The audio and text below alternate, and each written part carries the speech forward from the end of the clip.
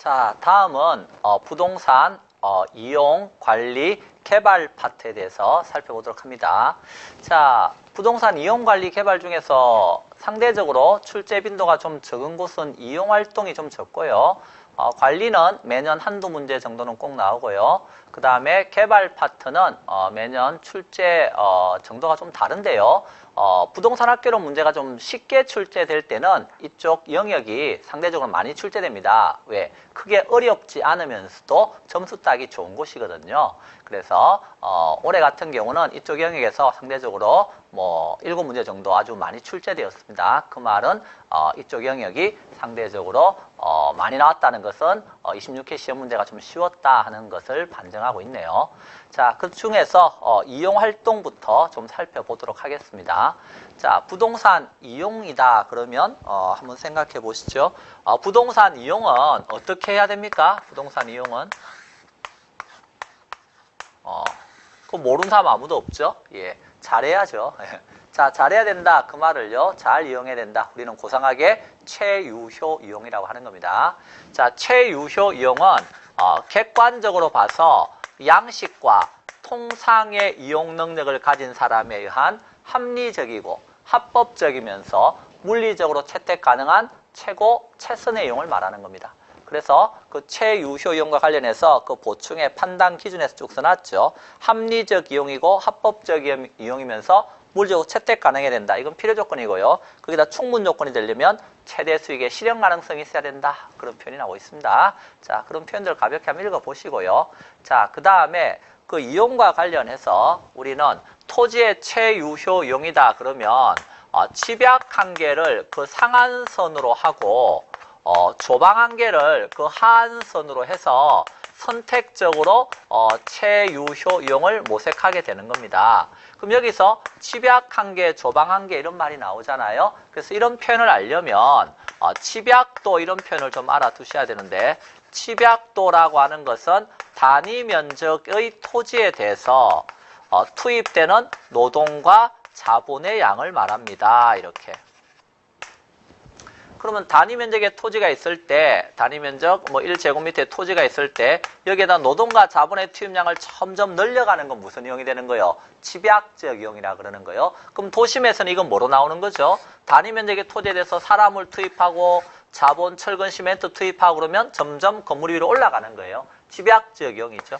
그때 어디까지 올라갑니까 하는 상한선이 집약 한계입니다. 상한선은 당연히 어디까지 건물 지어야 돼요? 그야 이윤이 극대화될 때까지 짓겠죠. 이윤이 극대화된다는 말은 한 층을 더 지었을 때 들어오는 수입하고 한 층을 더 지었을 때 비용을 따졌을 때 만약에 수익 쪽이 더 크면 어때요? 계속 지어야 되겠죠?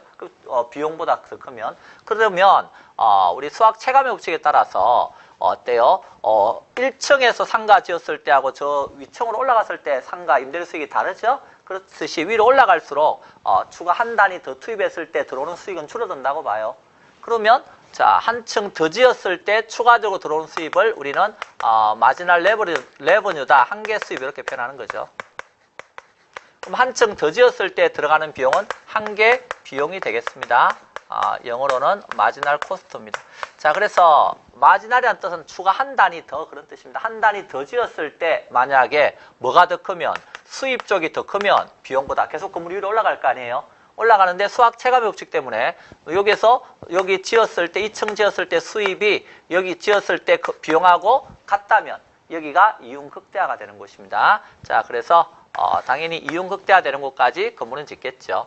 그럼 조방 한계라고 하는 것은 뭡니까? 그랬을 때 조방 한계는 최적의 조건 하에서 어때요? 들어오는 수입이 생산비를 감당할 수 있을 정도밖에 안 된다. 즉 다르게 말하면 조방 한계라고 하는 것은 여기는 총수입하고 총비용이 같은 곳입니다. 자, 총수입하고 총비용이 같은 곳이니까 여기는 손익분기점이 되는 겁니다. 그럼 손익분기점 밑으로 내려가면 투자 안 할 거 아니에요. 그러니까 부동산 이용은 이제 조방 한계를 하한선하고 집약 한계를 상한선에서 선택적으로 이제 최유효 이용을 모색하게 되는 겁니다. 자, 그래서 여기서 집약 한계, 조방 한계 이런 표현들 한번 읽어보시고요. 자, 그 다음에 부동산을 이용하게 되면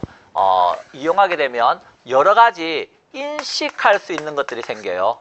이 인식의 대상이 되는 걸 우리는 뭐라 부르죠? 인식의 대상이 되는 걸 현상이라고 부르는 겁니다. 인식의 대상이 되는 거. 아, 저기서 저런 일이 생기고 있구나 하는 걸 인식하게 되면 그게 현상이 되는 거죠. 그럼 어떤 현상이 있습니까? 그랬을 때 여러분은 이런 거 다 알고 있나요? 도심에서 외곽으로 나가면 치가는 올라가요, 내려가요? 도심에서 외곽으로 나가면 치가는 내려간다 하는 걸 인식하고 있네요. 그것을 치가 구배 현상이다 이렇게 표현하는 거죠. 구배가 뭐 경사 그런 뜻입니다. 그냥 용어 정도 여기서는 좀 살펴보겠습니다. 치가 구배 현상이다 이렇게. 그리고 이런 것도 알고 있나요? 이제 우리나라도 산업화되면서 농촌 인구들이 어디로 다 몰려왔어요. 도시로 몰려왔잖아요. 도시로 몰려오니까 도시가 계속해서 어때요? 팽창해 나가는데 어떤 계획에 의해서 팽창해 나가는 것이 아니라 농촌 인구들이 막 도시로 몰려오다 보니까 무질서하고 무계획적으로 이렇게 팽창해 나가더라는 겁니다. 자, 그런 것을 이제 스프롤이다 이런 표현을 썼어요. 그래서 여기에서 도시 스프롤 현상 이런 말이 나옵니다. 도시가 무질서하고 무계획적으로 팽창해 나가는 것들이죠. 그래서 이런 스프롤 같은 경우는 도심 안쪽보다는 그 외곽 지역에서 주로 스프롤이 나타나고요. 주거지뿐만이 아니라 상업지나 공업지 이런 데도 스프롤은 나타나는 것입니다. 자, 그래서 도시 스프롤 현상이라는 용어도 한번 살펴보시고 그 다음에 이런 것도 인식하고 있나요? 자, 원래 이 동네가 달동네였어요. 판잣집 막 있는 이런 달동네였는데 어느 날 여기가 어때요? 이런 판잣집이 무너지고 고층 건물들이 막 들어서더래요. 그럼 이렇게 되면요. 이건 뭐죠? 이질적인 게 들어온 거죠. 그래서 이렇게 달동네 조방적으로 이용하고 있었는데 뭐가 들어온 거예요? 어째 고층 건물이 들어온다는 건 집약적 이용이 되는 거 아니에요? 그러면 집약적 이용이 조방적 이용을 침입해서 집약적으로 바꿔버렸다? 그게 뭐죠? 이질적인 게 들어오는 건 침입이고 종래 이용을 교체했다? 그것이 개성 또는 천이라고 표현하는 겁니다. 그래서 그 양가로 3번에 침입적 토지 이용 현상 이런 말이 나옵니다.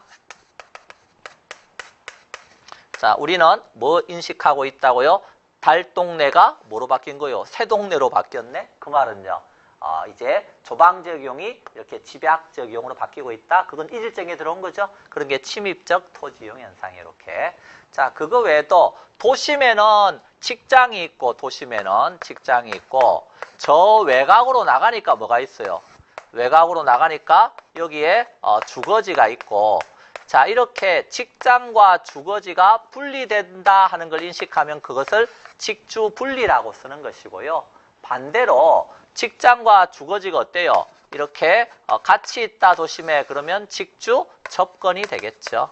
그래서 이런 걸 인식하게 되면 직주 분리 현상 또는 직주 접근 현상 이렇게 표현하는 거예요. 자, 그리고 도심에서 외곽으로 나가면서 사람들이 어때요? 쭉 생활하고 있네요. 그러면 사람들이 집 짓고 살고 있다. 이게 뭐죠? 택지잖아요. 그러면 도심에서 이제 택지로 이용하기에 가장 멀리 떨어진 땅도 있을 거라는 거예요. 그걸 인식하게 되면 그걸 뭐라고 썼다? 한계지 이런 표현을 썼어요. 그래서 한계지라는 표현은 택지로서 가장 원방권에 있는 땅, 멀리 떨어진 땅, 그게 뭐다? 한계지가 되겠습니다. 자, 한계지 옆에는 뭐도 있겠어요? 택지로서 멀리 떨어져 있으니까 옆에는 농지나 임지 이런 게 있겠죠. 그런데 용도가 다르니까 지가 차이가 되게 심합니다. 붙어 있다 하더라도 택지하고 농지의 지가는 차이가 크잖아요. 이런 것을 단절지가 이렇게 표현하고요.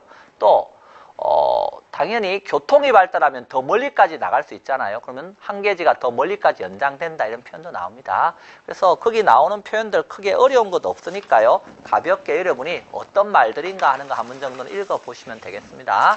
자, 이용활동 가볍게 넘어갑니다. 자, 그 다음에 우리가 알아두셔야 될 게 뭐냐 하면 관리입니다. 관리. 이쪽 관리도 어렵게 나오진 않는데요. 매년마다 한 문제 또는 두 문제는 꼭 나오는 파트입니다. 자, 부동산 관리라고 했을 때 관리가 뭡니까? 그러면 관리라고 하는 것은 말 그대로입니다. 부동산을